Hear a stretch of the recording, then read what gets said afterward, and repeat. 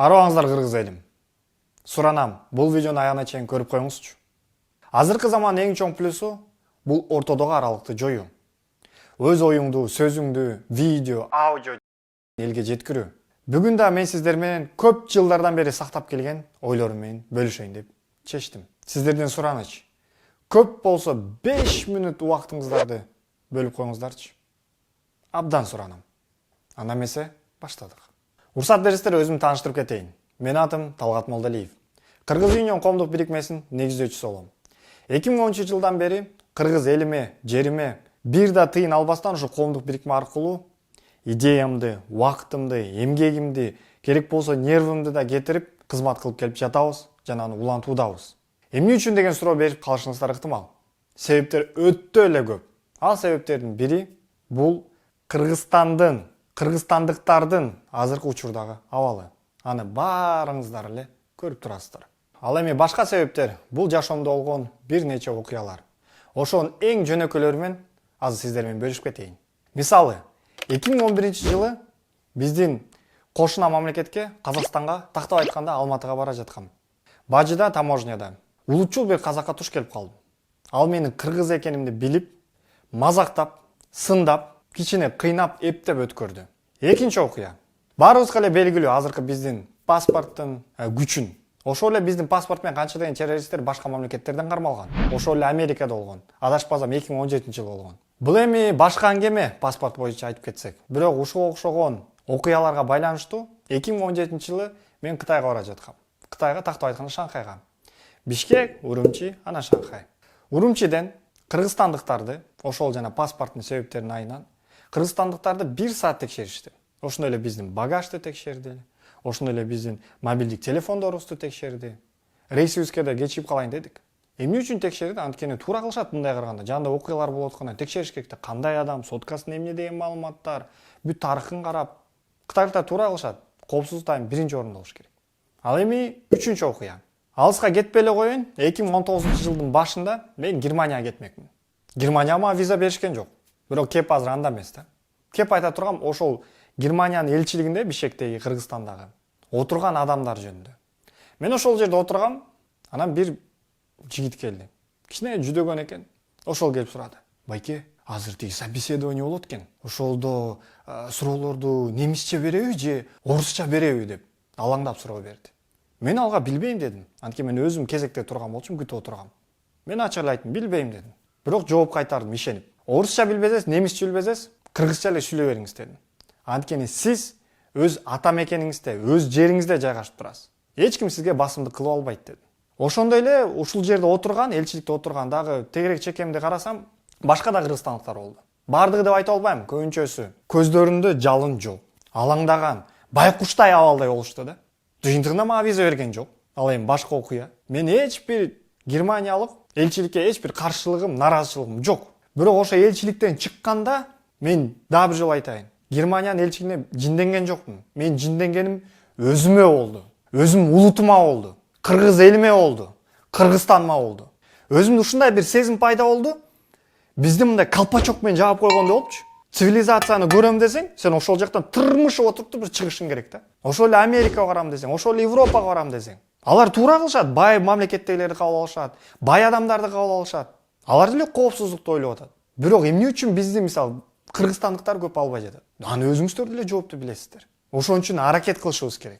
Ал эми достор, Кыргызстаныбыз негизи өзү сонун жер. Бирок дүйнө жүзүндө башка мамлекеттерден арттабыз. Мисалы, суроо бериңиздер эле, эмне үчүн ошол эле Америка, ошол эле Япония жана башка европалык мамлекеттерге, башка өлкөлөргө чыгам десе, 170тен ашык мамлекеттерге визасыз киришет. Ишенбесиздер, торчого кирип, интернетке кирип деле карасыздар. Эмне үчүн Кыргызстанга болбойт? Себеп сиздер деле билесиздер. Биз арттабыз. Ошонун эң биринчилеринин болуп туруп азыр эң биринчи кадамдар бул ошол кеткен катачылыктарды, азыркы учурдагы абалды моюнга алышыбыз керек. Азыр кыргыздар байкасаң, эч ким деле көбүнчөсү ойлобойт.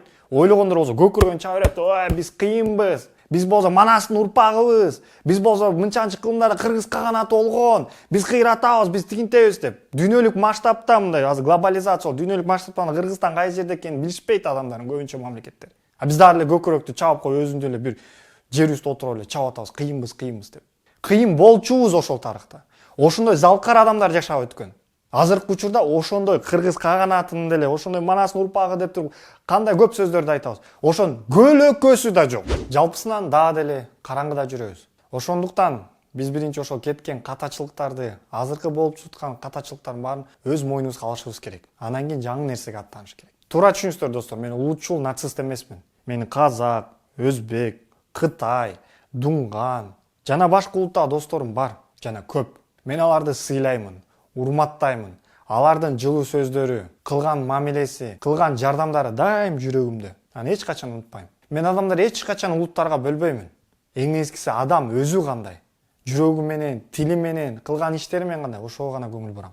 Жалпысынан айтканда, бийик деңгээлде дүйнө жүзүндө сен кайсы мамлекеттенсиң, сенин паспортуң кайсы улут, кайсы мамлекеттики, ошону карашат экен. Өзү мындай айтып коебуз, дүйнө жүзүндө баары надо быть толерантность деп, на нации не делить деп. Бул өзү эң туура нерсе. Бирок Кыргызстан эле эмес, дүйнө жүзүндө көп адамдар ошол эле улут, сенин кандай кан жүрөт, кандай улут, кебетең кандай, паспортуң кандай, ошого аябай көңүл бурат экен. Эгер көңүл бурбаса, мамлекеттин паспорту эмне үчүн анда дагы бир жол сурап койгон? Биз Америкага ээн эркин барып албайбыз. Жооп бериңизчи.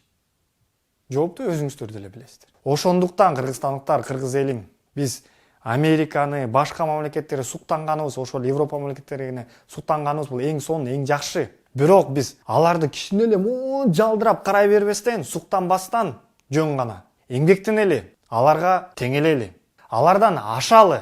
Биздин өз баса турган жолубуз бар, бүт тармактардан. Теңелели, андан ары ашалы. Оюбузду бийиктикке коелу. Оюбуз бийиктикте болсо, иштерибиз да бийиктикте болот. Көп сүйлөбөй, көп эмгектенели. Ар бир өз ишин так аткаралы.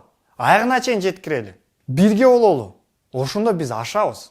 Ошондо биз ойлогон ой максаттарга жетебиз. Буга чейин 10 жыл бою Кыргыз Union уюмуна бүт күчүмдү жумшадым.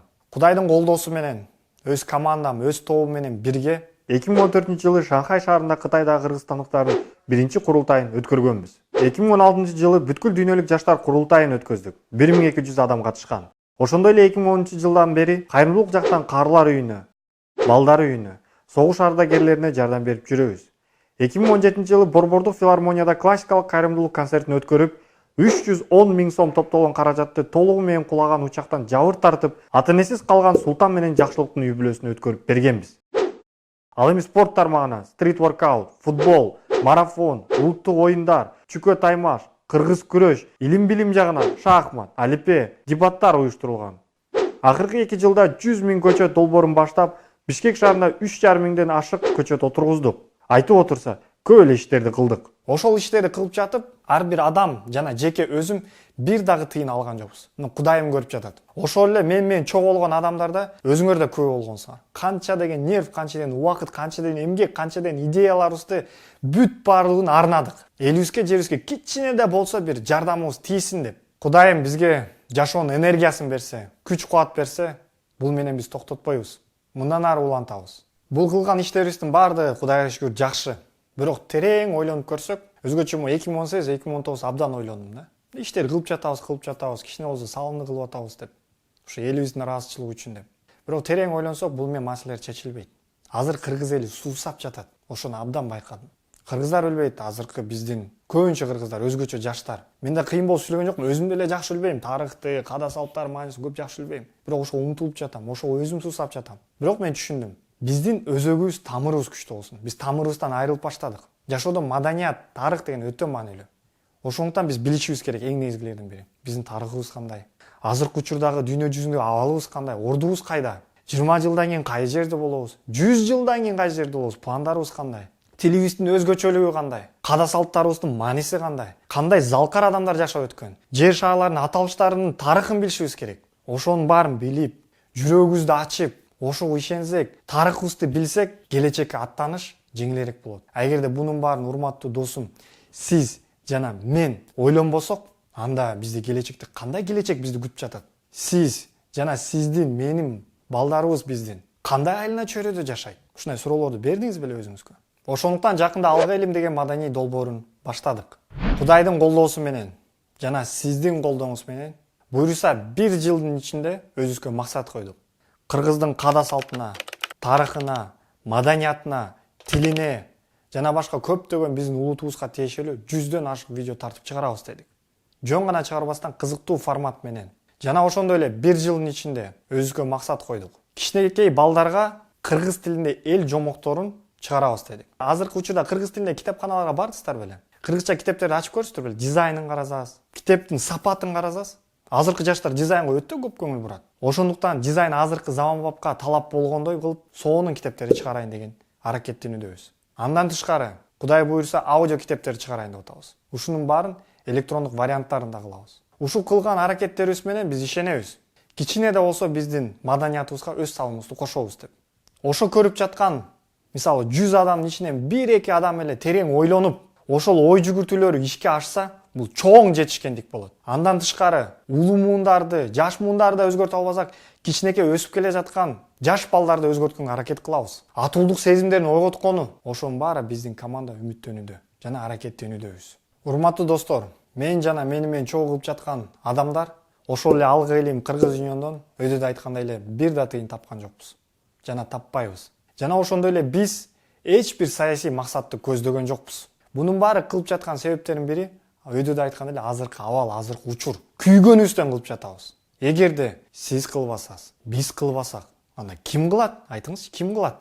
Дональд Трамп тим эле Америкадан келип туруп Кыргызстан өнүктүрүп салабы, айтыңызчы. Ар бир мамлекеттин өзүнүн бир көйгөйлөрү, өзүн чечүүчү маселелери толуп тура. Азыркы заманда ушундай болуп калды, ар бир өзүн эле ойлоп калды. Эгерде сиз биз өз улутубузду, өз жерибизди, өз мекенибизди ойлобосок, ким ойлойт анда? Эгер бул видеодо айтылган сөздөр менен кошулсаңыз, досторуңуз менен бөлүшүп жана Алгы Элим Кыргыз Юнион баракчаларына жазылыңыздар. Жардам керек болсо биз да сиздерге кайрылабыз. Себеби азыркы учурда биздин топто, биздин командада 4-5 эле адамбыз. Ал эми элестетиңиз, эгерде 100 адам болсок, жүрөгүбүз менен күйүп 100 адам болсок, 1000 адам болсок, 10.000 адам болсок, эмнени гана кылып албайбыз. Кыргызстаныбыз кичинекей 5-6 миллион эле адам. Өзүм Кытайда окуп келгем, ал жакта миллиардтан ашык элестесиз. Бизде 5 миллион, 5-6 миллион эле. Эгерде ар бир кыргызстандыктын жүрөгүнө жалын оттонуп чыкса, ишмен чыкса, дүйнө жүзүн тим эле атыбыз чыгат. Келечегибиз кең болот. Ошондуктан чалкалап жатып алып эле бирибизди жамандай бербей, ойгонолу, эмгектенели чогуу. Буйруса, Алгы Элим Кыргыз Юнион баракчаларына көптөгөн маалыматтар чыгат. Анда бир ой менен бөлүшүп кетейин. Таң калыштуусу да, ошол эле вайнерлердин видеосуна көптөгөн лайк басылат, бири-бирине жөнө түшөт, мына ха деп эле күлүшөт, жыргашат да. Жок, күлкү бул эң туура, эң жакшы нерсе, мен аларга каршы эмесмин. Бирок биздин кыргыз элине, кыргыз жерине тиешелүү темаларды көтөрсөң, адамдар кайра ары карайт. Ушуларды байкап туруп жаның кейит да. Эмнеге ушундай темаларга көп көңүл бурбайбыз? А башка бир нерселерди эле, ой, бул жаш экен, жыргал экен, ой, лайк, бул сонун, эмон дос келип карап койсоң деп турабыз да. Анын жаның кейигенде немеде кээбилери, эмон сүйлөгөн карат мени. Келесо деп башка бир кыла турган иши жокпу деп туруп кайра сын тагып, кайра сен жамандашат да. Эгерде ушундай уктай берсек, бири-бирибизди жамандай берсек, жакын арада биз жок болобуз же кул болобуз. Ошондуктан биздин долбоорду колдоңуздар. Жалпы элге маалыматты жайылтыш керек. Ар бир кыргызстандыктын аң сезимин ойготуш керек. Ойгонолу Кыргыз элим. Эмгектенели Кыргыз элим. Татыктуу жашайлы. Өзүңдү ойлобосоң да, балдарыңды ойло. Сен күчтүү болсоң, мен күчтүү болсом, Кыргызстан да күчтүү болот. Чын жүрөгүмдөгү ишеним менен Талгат Молдалиев. Алгы Элим.